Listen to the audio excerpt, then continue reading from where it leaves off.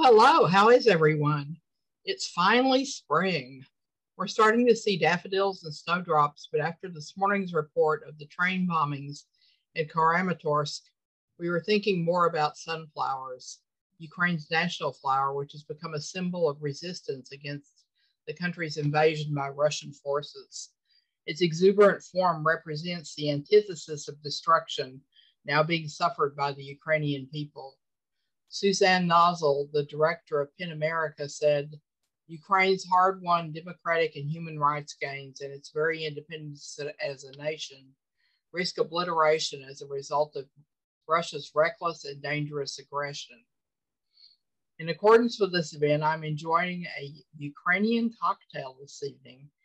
It was more beautiful about 15 minutes ago when it did before it melted, but it's still beautiful colors, and we all are with the Ukrainian people. And what is everybody else drinking? What, no vodka drinkers? Come on, guys. So we are here this evening with Ukrainian-American poet Dzvinia Orlowsky and Ukrainian-American writer Askold Melnyczuk and Ukrainian translator Ali Kinsella.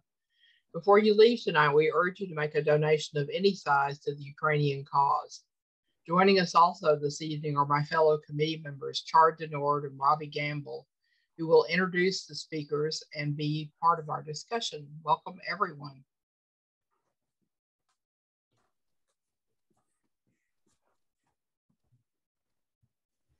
It gives me great pleasure to introduce Askold Melnyczuk's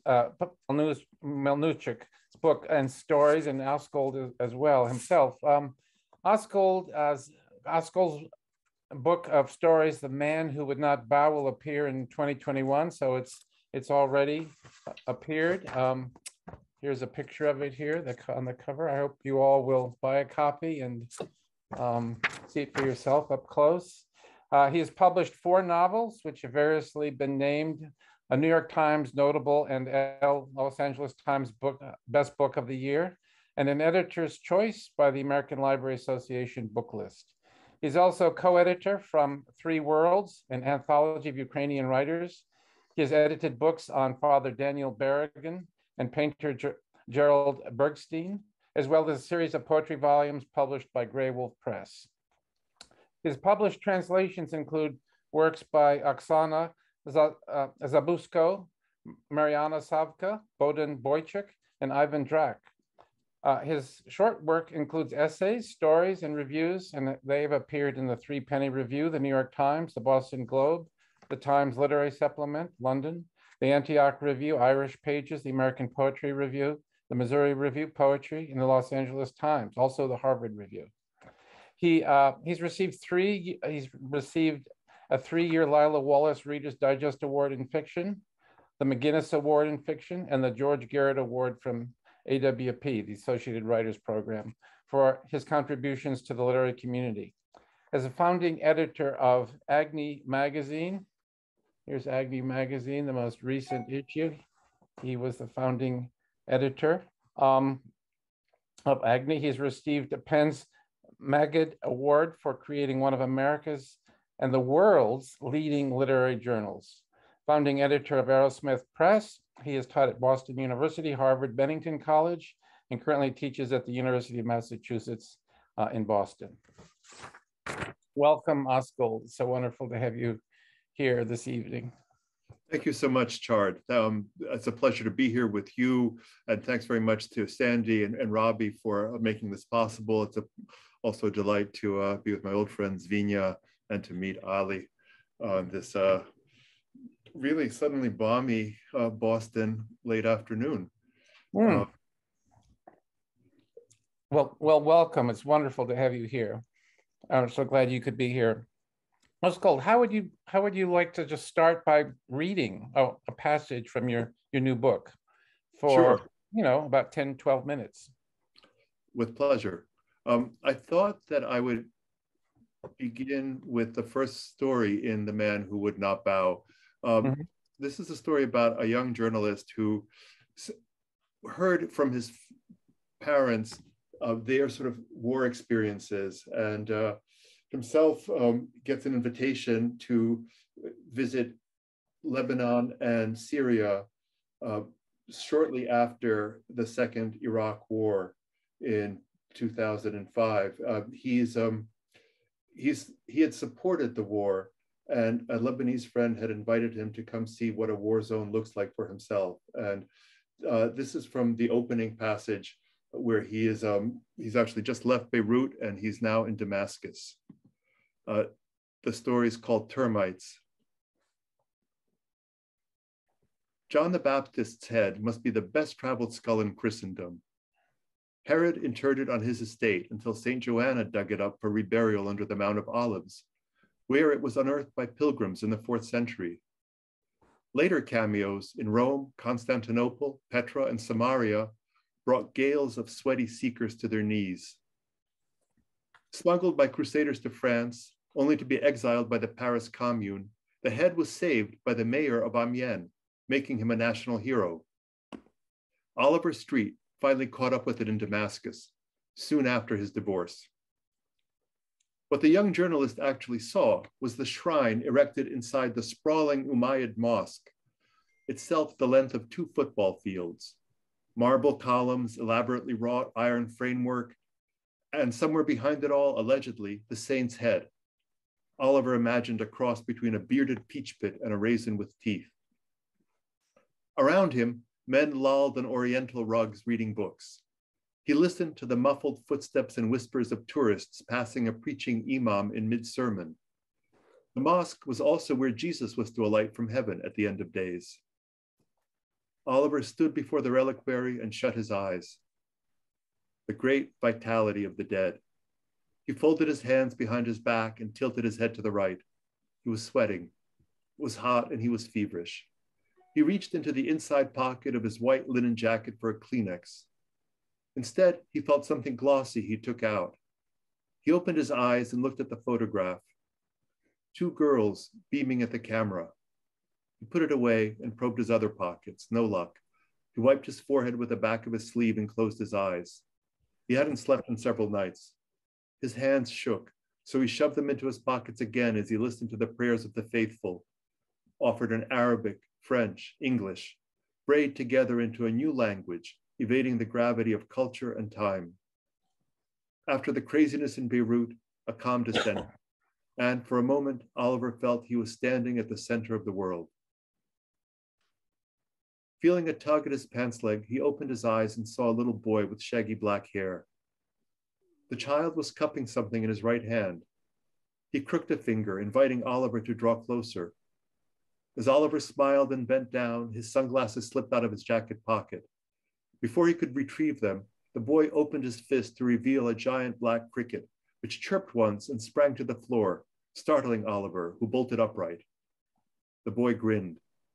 With his eyes on Oliver, the boy raised his small sandaled foot and stomped, crushing the cricket. He smiled again, grabbed Oliver's sunglasses, and raced off. Oliver followed. The boy led him out of the mosque, deeper into the old quarter, down a narrow street lined with merchants selling everything from birds and old coins to sandals and spices. The buildings on either side seemed to lean in. One day the earth would shrug and they would all collapse on top of each other in a final embrace. The boy skipped along merrily, waving to shopkeepers, calling some by name. They responded with smiles and shout-outs before turning away back to their work of cutting hair and pouring tea and showing off delicate hand-colored illustrations plucked from 19th century editions of 1001 Nights. Then, suddenly, the boy was gone. Oliver paused. Where was he? Around him rose the voices of merchants and their clients haggling over rugs, squeezing oranges, fondling silver bracelets.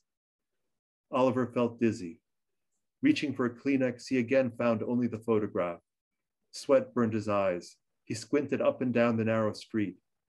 A crowd of men had gathered in front of a store selling old electronics. He stepped toward them. The door to the store was open, and he could hear surging music, which appeared to come from an old color television console. He knew he should get back to his hotel where he was to meet Ali for their afternoon trip to the refugee camp. Instead, he stared over the men's shoulders at the television screen. The screen showed a tall man in a conical brown hat and a white skirt so voluminous and long it brushed the ground. The man's eyes were closed. He seemed lost to the sound of the oud and a boy clamping a tambourine with the flat of his palm. Then the man in the white skirt crossed his arms above his chest. Slowly, he started to turn. As the pace of the music picked up, he began spinning faster. Soon he was whirling madly, his white skirt ballooning around him like an open umbrella. Faster and faster he whirled as the boy smacked the tambourine and the oud player's fingers spasmed across the strings. So I'll stop there with that one. And if I do have another minute, I just wanted to read the opening page. Is there enough time, Chart? Sure, go ahead, Askold, absolutely. I wanted just the opening page of the title story, because the title story begins at the start of the Russian Revolution, and it then follows a supporter of the revolution who winds up watching it sour on him and feels betrayed by it and winds up leaving Ukraine and eventually working his way over to the United States. But I'm going to read just the first page, and it opens with what precipitated in some ways the revolution. And the character mentioned here, Alexander, was Tsar Alexander II. Alexander recalled Minnie's face the moment his father, the emperor, was carried into the palace after the bomb shredded his leg. The sole of his left foot flapped loose, dangling like a dog's tongue, drooling blood on the marble. Minnie bit her finger to keep from crying out. Alexander pressed his forehead to her shoulder, inhaled her perfume, shut his eyes. Raleigh, the French were geniuses with scent. He could no longer dream. That part of his life was over. Years later, when his private train was derailed by anarchists, Tsar Alexander propped the car's ceiling on his shoulders while his wife and children crawled out the window. That car freighted his back for the rest of his days, and he could never unload it. His empire, meanwhile, was also running off the tracks. Threats against the royal couple forced them to flee St. Petersburg for Gatchina Palace.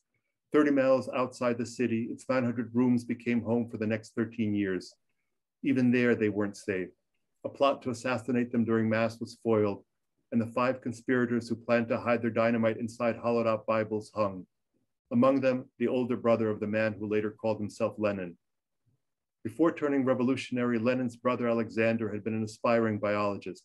Defending himself in court, he declared, "Terror is our answer to the violence of the state."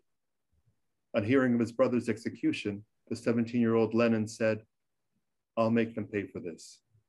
And so, in time, he did. Well, thank you, Askold. Your prose is so clean and powerful, and I'm curious. This story, that the title of the book, "The Man Who Would Not Bow," really could have been a novel. Did you ever think of that possibility? I mean, but you fill it with so many wonderful details, and it moves so swiftly from Russia and then ultimately to the United States.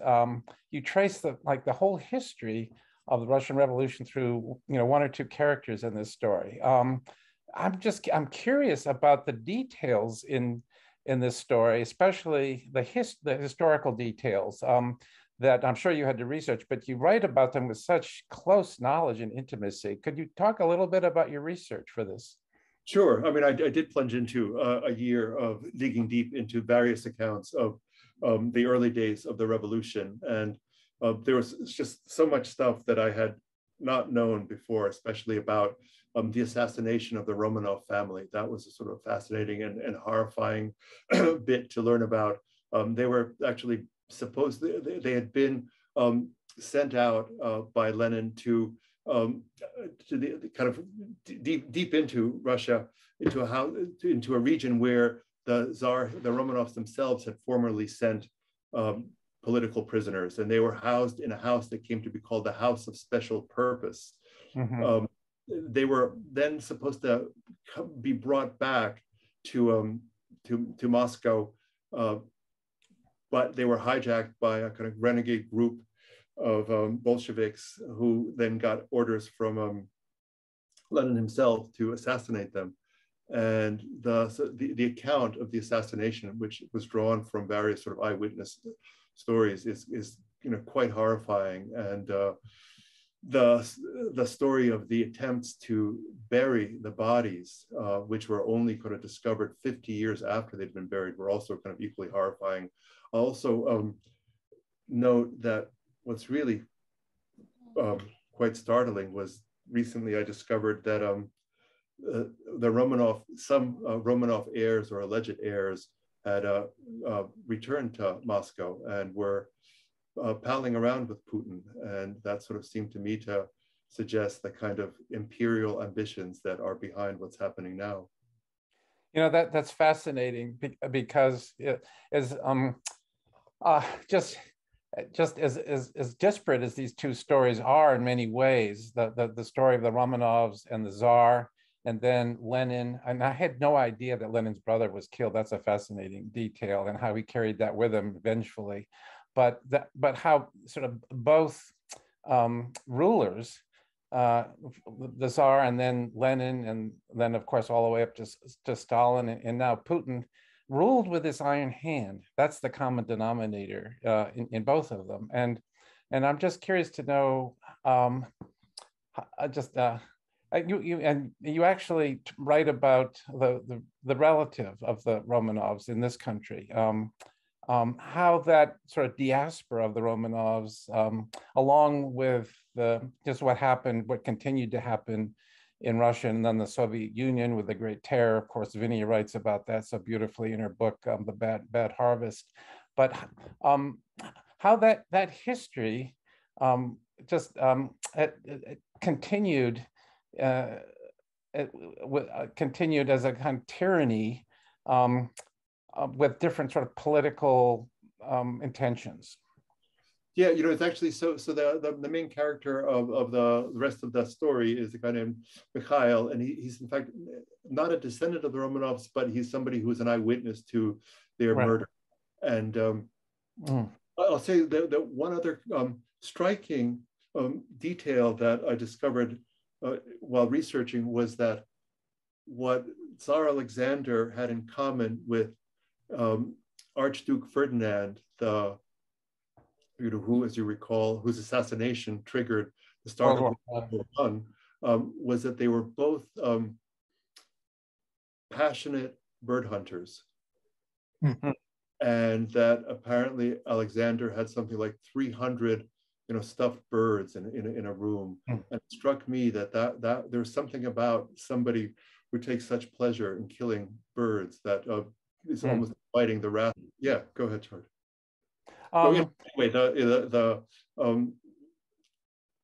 impulse to violence at the very small level seemed to be the kind of common denominator in the narratives of the fallen emperors. Yeah, you took particular trouble to describe the assassination of the Tsar and his family, perhaps more attention than in some of the other sections of the story. I was wondering if you're trying to make a point with that. Yeah, sure. I mean, I did, in fact, because I was once more horrified to discover how much was known about what had happened to them in their last hours. Apparently it's suggested that the young daughter was sexually abused, raped by her guards, as was the Tsarina.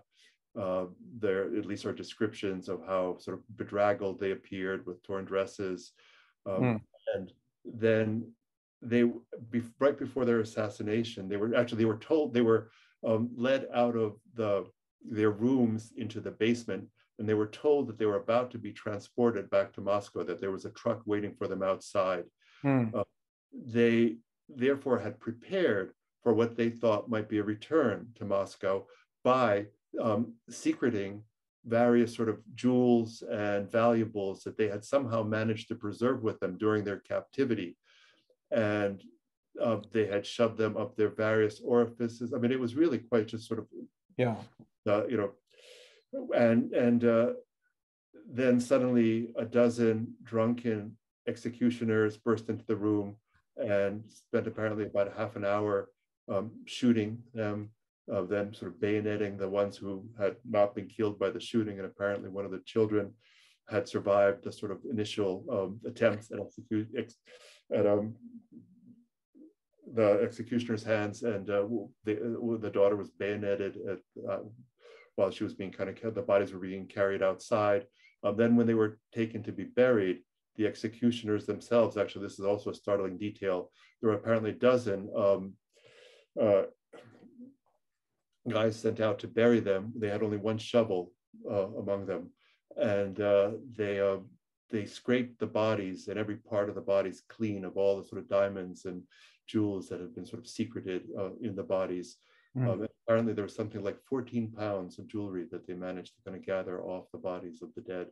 The only survivor was a dog that was subsequently picked up by an American witness to the slaughter. Yeah,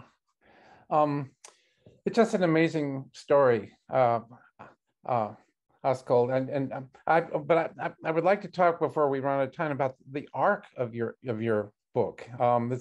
This is not the first story. Termites is the first story, as you read from, but it's interesting that you move from very coherent narrative in your first 4 or 5 stories. Of course, the man who would not bow, embodiment is the Walk With Us, a very powerful story of pathos. And beginning about, I would say, halfway through the criminal element and little people, and then finally this wonderful Gogol's Noose. Could you talk a little bit just about that arc in your book from kind of pretty traditional coherent narrative to a more how would you describe it in the last 3 or 4 stories? The stories are more experimental in their structure, and of course, partly it's always one desires to experiment with different ways of telling a story. So there's that impulse behind it, and then there is also the kind of pressure to convey the fragmentation of our contemporary moment.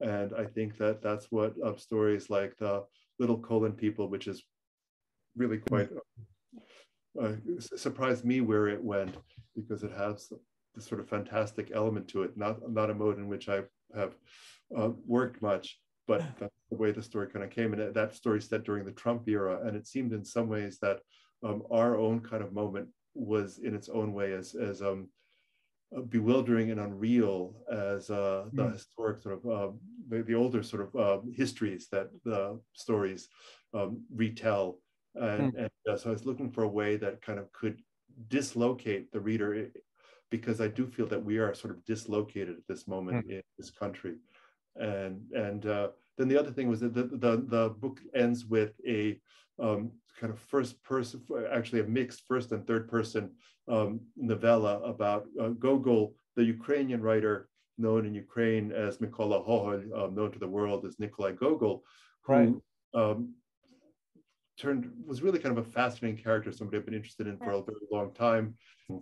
Gogol himself was a strange, obsessive character who tried to make a career for himself in the big city and himself lost there and wound up becoming partly with a very kind of traditional sort of religious path, and eventually starved himself to death partly on the advice of his spiritual sort of advisor. And there is something about that kind of delirium and madness of Gogol's life story that is part of the history of that part of the world. Oh, yeah, thank you. Just one last question, I think, before maybe we turn to Dzvinia, and then we can all talk closer to the end. But your mind moves, Askold, from one image or idea or pronouncement or to another so lightning fast, and with like just sensory descriptions and along with narrative. It's less I would call postmodern or discontinuous than simply wonderfully manic almost at times, as far as how did you when did you develop that style, or did you discover that when you were writing, say, Little People, or The Embodiment, or even Gogol's Noose? We live in a manic time chart, do we not? I know. And the frenzy's only kind of been exacerbated by the technology to which we're all addicted. I'm glad you answered it that way. Yeah. Mm-hmm. Yeah. It challenges your reader a little bit. I hope so. Yeah. But the more I read, the more I feel that I was reading an eschatological book. I'll take that as a compliment. Yes, yes. I think we should give some space for our next readers. Okay, Robbie. Yes. Thank you so much, Askold. And you'll have a chance to come back here in a minute, but we'll talk to Dzvinia now. And let's see. Also, Ali. Yeah, go ahead. So I'm thrilled to be able to introduce Ali Kinsella and Dzvinia Orlowsky. Ali Kinsella has been translating from Ukrainian for 10 years. Her published works include essays, poetry, monographs, and subtitles to films. She holds an MA from Columbia University, where she wrote a thesis on the intersection of feminism and nationalism in small states. Her latest work, Love in Defiance of Pain, Ukrainian Stories, an anthology in support of Ukrainians today, is soon available from Deep Vellum Press. A former Peace Corps volunteer, Ali lived in Ukraine for nearly 5 years. She is currently in Chicago, where she sometimes works as a baker. Dzvinia Orlowsky is a Pushcart Prize poet, an award-winning translator, and a founding editor of Four Way Books. She's published 6 poetry collections, including A Handful of Bees, reprinted for the Carnegie Mellon University Classic Contemporary Series, Convertible Night, Flurry of Stories, winner of a Sheila Motten Book Award, and Bad Harvest, a 2019 Massachusetts Book Award must read in poetry. Her poem sequence, The Disenchanted Desna, was selected by Robert Pinsky as a 2019 winner of the New England Poetry Club Samuel Washington Allen Prize. Ali's and Dzvinia's co-translations from Ukrainian, Eccentric Days of Hope and Sorrow, Selected Poems by Natalka Bielotserkiewicz, was published by Lost Horse Press in 2021. And Ali and Dzvinia are going to read some selections from that book, both first in Ukrainian and then in English. Hello, am I not muted? Good. Thank you for having us. It's really nice to be here. Unfortunately, I don't have a cocktail nearly as interesting as Sandy's, but I will be sipping on my water from time to time. Dzvinia, are you starting with your poem, or are we doing that separately? We'll do Dzvinia's after him. Okay, sorry. So this first poem is called February, and Natalka Bielotserkiewicz is a poet who became most famous starting in the mid to late 80s, and she was instrumental, she was an important voice, we'll say, at the turn of, as Ukraine found its new independence. This poem was written in the early 2000s, and you should know that Hehory Gongadze was a Ukrainian journalist of Georgian heritage who founded an independent online newspaper, and he was murdered in 2000, and his body was found, a decapitated body was found in February of 2021. February of 2001. So he was missing for a while. And then one other important image here is that a loaf of ceremonial bread presented on an embroidered cloth is a symbol of hospitality in Ukraine. Лютий. Останній місяць довгої зими переживемо. Все-таки і ми у чомусь звинили. Із пітьми виходить ніж, як місяць, і гітара бренькає про трупи і лиси, і на касетах наші голоси. Хто винен менше, більше, навпаки, хто винен більше, менше, і з руки повзуть роки, неначе черв'яки, і все-таки за все надходить кара. Нещасня земля підневільних снів, мерзенних слів, одрубаних голів, опаленої кислотою шкіри, твій солов'їний вирвано язик, і тільки мать, і свість, і п'яний крик доноситься з-під княжої Порфири. Моя княгине, жоно риб і жаб, твій кожен син негідник або раб, кому віддатись і кого любити над берегами вічної ріки, бухгалтери, майори, їх жінки, і в закордонних школах їхні діти. Що виросте з розкиданий колос, нам голе поле бачить привелось, але жнива таки побачить хтось, і пройде серп ходою супостата, і замолотять ципом на току, і хліб на вишиваним рушнику лежатиме, як голова оттята. Thank you, Ali. February. It's the last month of a long winter we'll survive.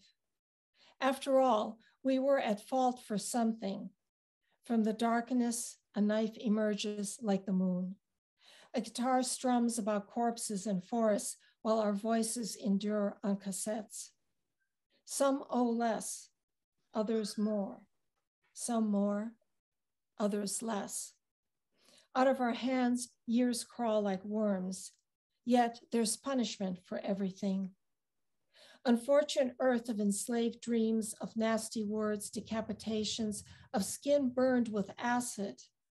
Your nightingale tongue ripped out and only Russian curses, a whistle, a drunken cry heard from under imperial robes.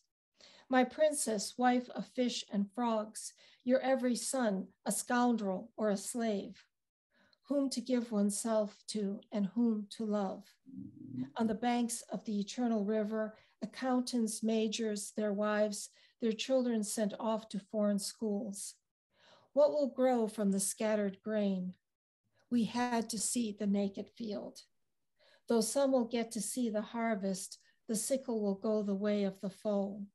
They'll beat with flails on the threshing floor, and on an embroidered cloth, our bread will lie like a severed head.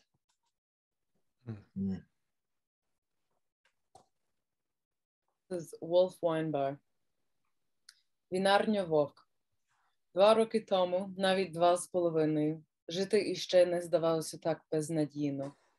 Не захлиналися ржавою кров'ю каштани, повені не підступали до вікон будинків, там, де вінарню Вовк і кав'ярну Голуб, і маленький театр під великими ліхтарами. 2 роки тому, навіть 2,5, ще не було таких лютих снігів і морозів. Не замерзала вода у котлах і рурах, не примерзала флейті до уст і пальців, сніг не обліплював ноги в тонких панчохах, памороз не лягала на килими в готелях. І лісові пожежі, цунамі з жіночими іменами, кров і вино на мертвих ногах у тонких панчохах, і килими, засипані уламками літаків. Хай, ще лишається час для останнього знаку, час, коли бігтімуть вовки, летітимуть голубі, і, полишивши фундаменті, витягнувши коріння, зникнуть вінарню Вовк і кав'ярню Голуб, ліхтарі, каштани, готель, театр. Wolf Wine Bar. 2 years ago, maybe even 2.5, life hadn't seemed so hopeless. Chestnuts didn't choke on rusty blood. Floods didn't reach the windows of the buildings with the Wolf Wine Bar and Dove Coffee Shop and the small theater under the large lanterns. 2 years ago, maybe even 2.5, we didn't have such severe snows and frosts. Water didn't freeze in the boilers and pipes, and flutes never froze to lips or fingers. The snow didn't stick to legs in thin stockings. Ice didn't appear on carpets in hotels. And the forest fire tsunamis with women's names, blood and wine on dead legs in thin stockings, carpets covered with the wreckage of aircraft. So be it. There's still time for the final sign, a time when wolves run, doves fly, and having left behind their foundations, pulling out their roots, the Wolf Wine Bar and Dove Coffee Shop will disappear, the lanterns, chestnuts, hotel, and theater. And I should have mentioned that this poem, Wolf Wine Bar, which we just finished reading, has never been published in Ukrainian, or had not until our bilingual edition came out. So a nice little cherry on the top for us. and for Natalka as well. Swallows. Ластівки. Остання спроба вилетіти десь із цього курника, цієї стайні, цієї спальні, де висять нагальні, кохані запахи тваринного гнізда. Туди, туди, до пещених небес, де мов підніжжя дроти електричний, і де веселки змахи феєричний, спастичних тіх і бідного життя. Як рукавички чорні з наших перст, мов чорні з білим клавіші рояльні, як фейерверки вночі фестивальні, вони летять із рідного гнізда. Вони вже там, невидимий, як безкінечний звук кінечної безодні, такі відважні і такі холодні, самотні злети нашого життя. Swallows. A last attempt to fly off somewhere from this coop, from this stable, from this bedroom where the urgent sweet smells of an animal's nest hang there to there. To caress heavens touched where electrical wires are like a pedestal and the fiery strokes of a rainbow, the unsettled comforts of a poor life. Like black mittens from our fingers, like the black and white keys of a piano, like festival fireworks at night, they fly from their native nest. They're already there, invisible, like the endless sound of the final abyss, so fearless and so cold, the solitary flights of our lives. This last poem that Dzvinia and I will be reading together is from a different writer. Her name is Helena Crook. She's from a different generation, a younger generation. I believe she's not yet 50. So she came of age as a writer already under independence and had a much more limited experience of the Soviet Union to whatever degree that has influenced her, her creative work. And I can say with excitement that Dzvinia and I have just signed a contract with her to be publishing a book of her work within the next couple of years from the same Lost Horse Press. This is Untitled in the Ukrainian. Носимось зі своїми мертвими, як діти. Поскладали їх на майдані, обступили колом, на морозі, на снігу, розгублені, ніби ніхто з нас досі не знав, що померти так просто. Кожен все ще надіється, що полежать і встануть. Бо що казати їхнім мамам? Що казати їхнім дітям? Хто їм скаже про найгірше? Людина біжить назустріч кулі, із дерев'яним щитом, із гарячим серцем, із головою в лижному шоломі, повному крові. «Мамо, я в шапці!» – кричить у мертву трубку. «Мамо, у нього надто тонка шапка!» – сичить куля. We carry our dead like children, lay them out in the plaza and encircle them in the frost, the snow, bewildered as if none of us yet knew it was so easy to die. Everyone still hopes they will be there and then get up, for what should we tell their moms, what to tell their children? Who will tell them the worst? A person runs to meet a bullet with a wooden shield and a hot heart and a head in a ski helmet full of blood. Mom, I've got my hat on, he shouts into a dead phone. Mom, his hat is too thin, the bullet hisses.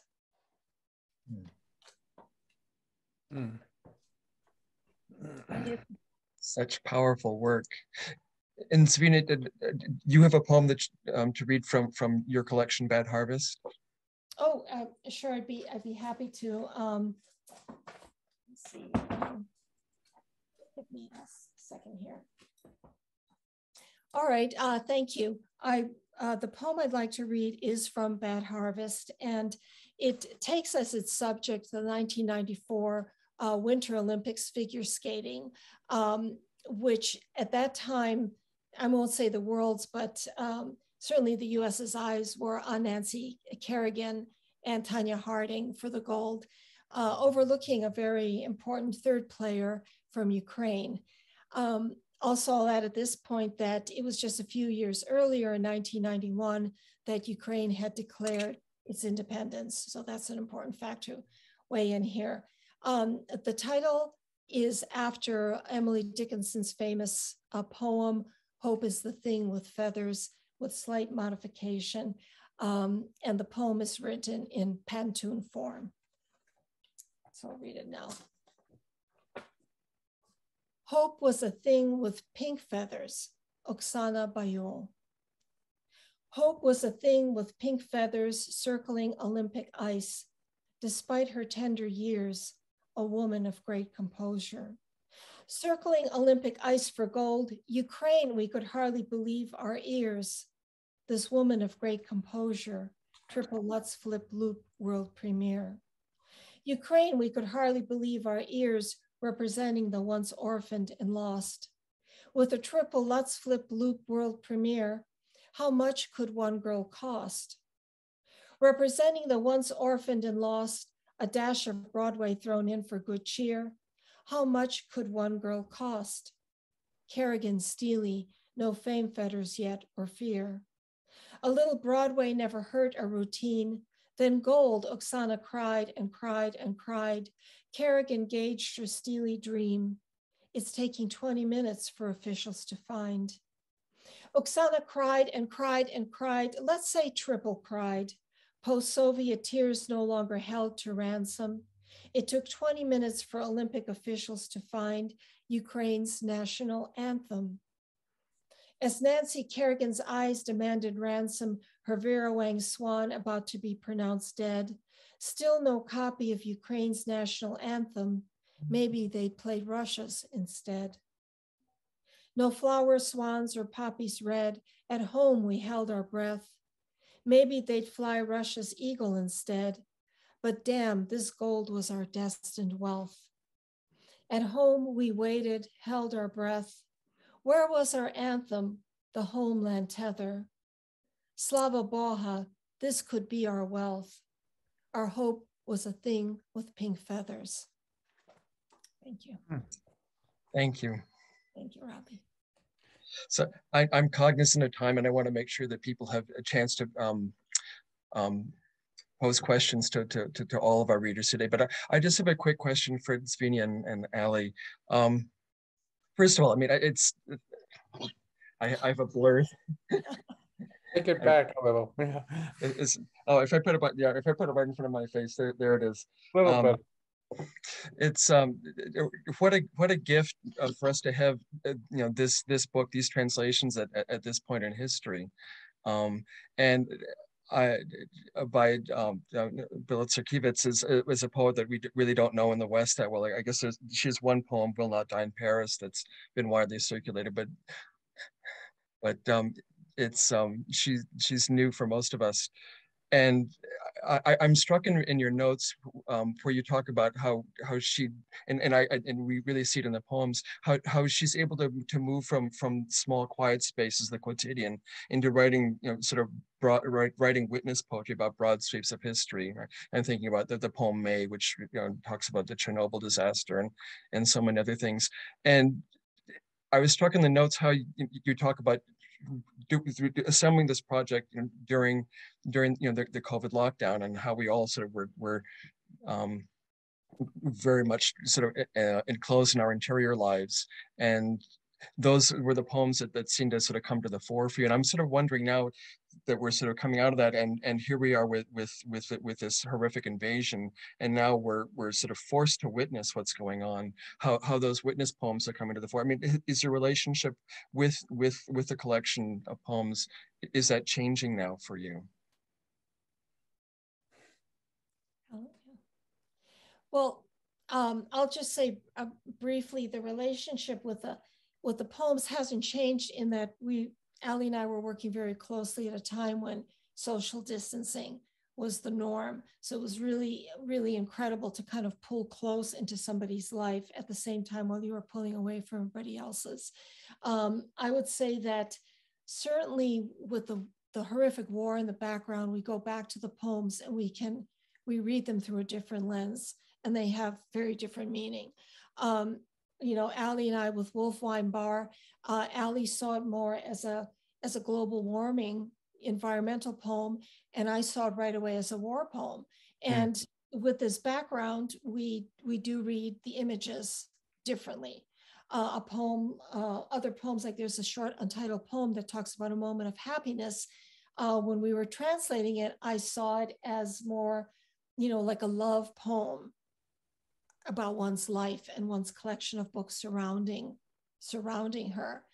But now with the war, this moment of happiness, when you read it, you think how precious and fleeting and not taking for granted such moments are. So yes, definitely. I think not in the process of writing, but the lens that you read the poems with, for me, certainly has changed. Ali?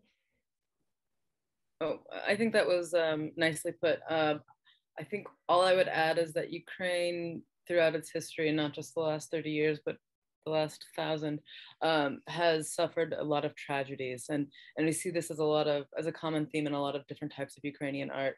And so there were plenty of tragedies in Natalka's work, but these tragedies were much less acute. And so I think there's a lot of imagery that can be translated into war imagery, even if the tragedy initially was like waiting in a line for hours or weeks and never getting your answer from the state. And now the state is misbehaving in a slightly different way. But, yeah, it was always there. Dzvinia and Ali, I was wondering if you could just talk a little bit about this legacy of historical suffering in Ukraine, from the Holodomor to what's happening now. I don't think enough Americans realize this history, that 4 million people probably killed under Stalin in Ukraine, and now this, and this continuation of horror in Ukraine, and how that has, how that manifests in your translations of this new book. I know that it does in, for instance, the Bad Harvest of Dzvinia's. It's very present there. I'm sorry, Chard, your question. So the question is just this theme that keeps arising in of the horrors in Ukraine, from Bad Harvest, and the book, your previous book, to the Eccentric Days of Hope and Sorrow in this book, and just this legacy that I think Americans just have a hard time understanding sometimes, as far as the history of Ukraine. Well, I'm not going to attempt to speak about Dzvinia's books. I'll let her do that. But even just mentioning the title of our book, Eccentric Days of Hope and Sorrow, it comes from a poem about children. And so in that context, it means something quite different. But I have long believed that Ukrainians have a particular insight on collective tragedy that most other people in the world don't have. And now people are knocking on my door, but for the last 10 years, I've been trying to get other people to listen to me and translate or publish the things that I've been translating. And they always say, well, why should we care? And I keep saying Ukrainians have this like intimate knowledge that the rest of the world should be paying attention to. They understand what it means to live under totalitarianism. They understand what it means to be genocided, if I can turn that into a verb. They understand like the absurdity of like the totalitarianism of bureaucracy in a way that other people don't. And they also have come out of it somewhat jaded in a positive sense. I think that Ukrainians are not gullible. They're not interested in false promises. Hasn't always worked out well for them, but yeah, and I mean, like, so a lot of Natalka's poems, I remember there's one called Not Everyone Has Yet Returned, and it's about people being disappeared to the gulags, or being, can't come up with the word, dekulakized, is that what we say in English? And, as you mentioned, the Holodomor, this was like one part of Stalin's at least 3 or 4 pronged attack on the Ukrainian people.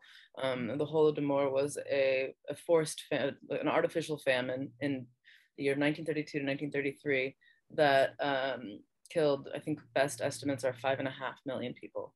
And then a lot of people who survived that then had to survive the Holocaust. And then the purges, or I guess I have the order backwards, but this doesn't Natalka did not survive these things personally, but her family did, and it definitely leaves an impact. And I think that Dzvinia, your family survived these things as well. And there's a lot of generational trauma in Ukraine, and there's also a lot of generational trauma that's absent from Ukraine, because a lot of Ukrainians have managed to somehow cope with these things. Thank you. That's really helpful background. I was going to add that when I wrote Bad Harvest, I was exploring the idea of genetic memory, not only familial, personal memory, because there are things that I feel like we feel these connections with our grandparents, and a sense of tragedy and sense of loss that we can't really put our finger on, but it's ever present. And I think with Natalka's work, there's this whole, concern of the personal versus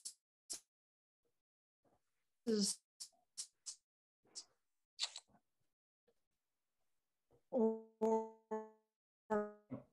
played against the universal. And for Natalka, her personal universal, she didn't want it to everyone at any time. And I think it's an interesting shift, whereas, for example, when you're teaching, you teach students, avoid the universal, avoid the abstractions, go to the personal.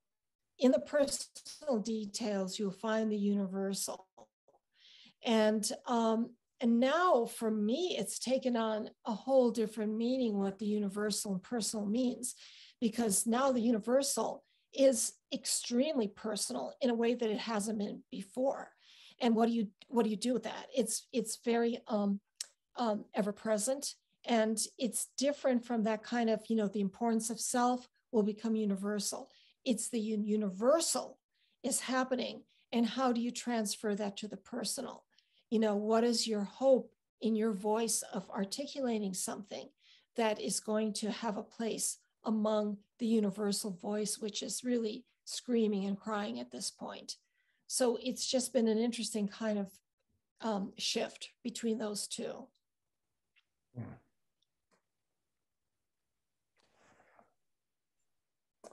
Let's see if we have any questions. Robbie, are there questions from the audience that you can see there? I'm looking in the chat. I don't see anything yet. Have people been putting anything in the Q&A?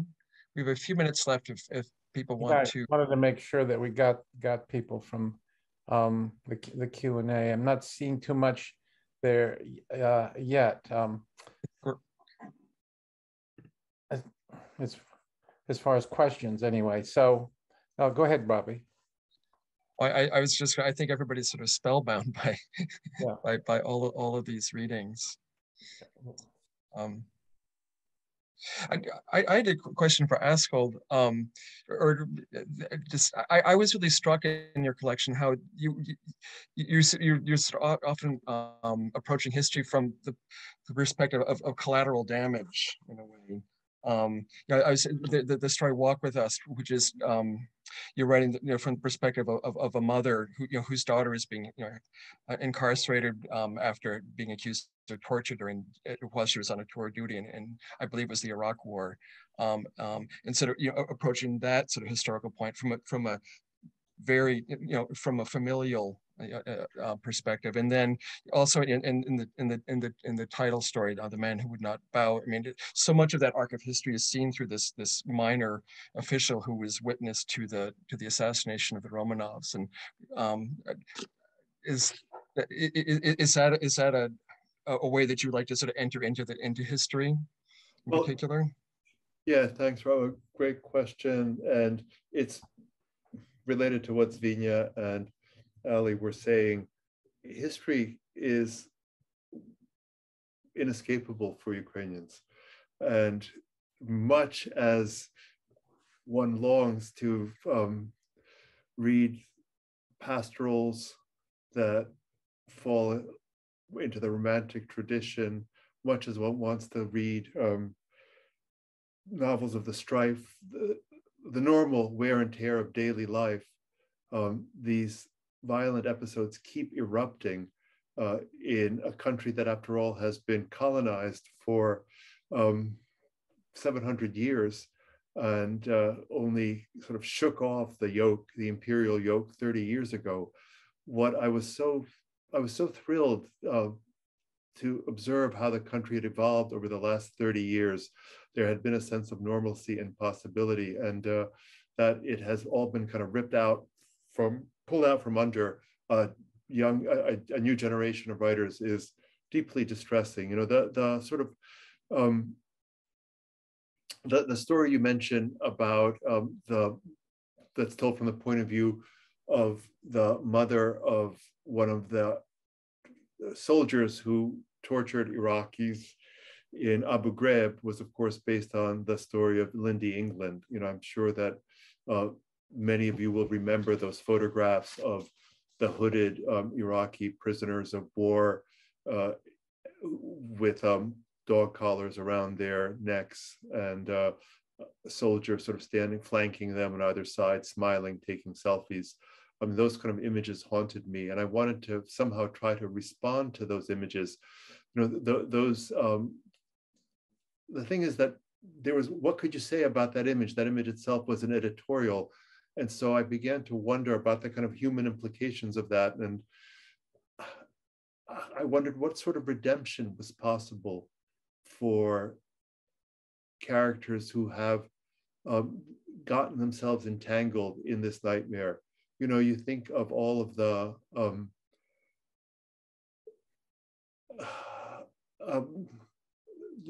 victims of these wars, whether they're instigated by the US or by Russia, are of course all of the young people who are following orders and doing what they think they need to do on behalf of their nation. And that's the sort of nightmare, you know, and to remember that they too were children, remember that they too have parents who care about them and love them and hope for a bright future for them, seemed to me very kind of important to do. You know, there's a desire to understand. It's very easy to put the sort of horror at a distance and make it seem as though, you know, my God, this is happening only in Ukraine. This is happening, you know, this is what the Russians are doing. But this is again what our own soldiers, our own people were doing on command, ordered by old men so distant from the implications of what they were asking these kids to do, that it's, I had to find a way to approach that. And the only way I could get at that was by not writing the torturer story, but writing with a story about, from the point of view of a mother who cared about her. Yeah, I mean, that's part of an answer. Two quick questions just popped up. I don't know if you have time to answer them, but I'll just read them because I think they're good ones. The young Ukrainian poet you mentioned, do you know where she is? Is she okay?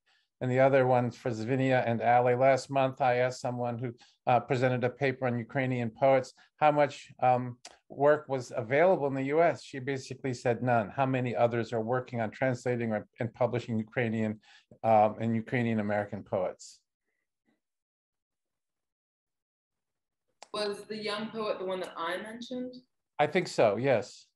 So her name is Helena Crook, and she's young. She's not the youngest. There are younger poets in Ukraine, but she lives in Lviv, and so she's relatively safe. I do know that her husband is in the military, so he's probably not safe.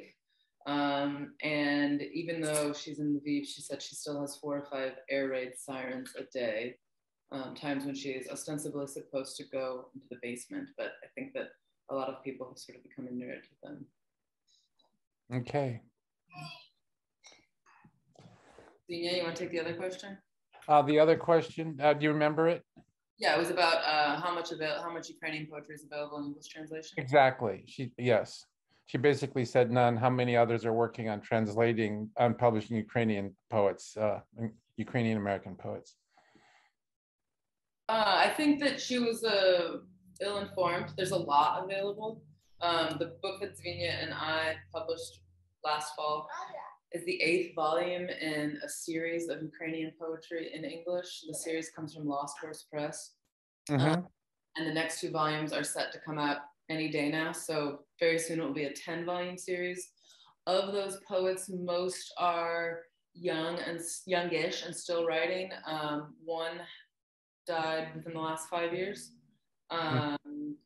There was a book published with Harvard 2-4 years ago called Without War, or Worlds Without War, I don't actually remember. And that's like a compendium of lots of Ukrainian poetry, lots of contemporary Ukrainian poetry from many different writers and translators. And then there are a couple books come from Academic Studies Press in Boston. One is called Elegies, and that is specifically Ukrainian poets writing about New York. And there should be another one coming out soon that is Jewish Ukrainian poets.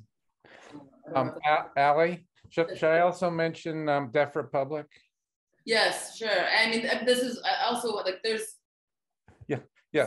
I can come up with off the top of my head. Ilya Kaminsky's Deaf Republic. Ilya was born in Ukraine, but does not write. He writes directly in English since he mostly grew up in the U.S.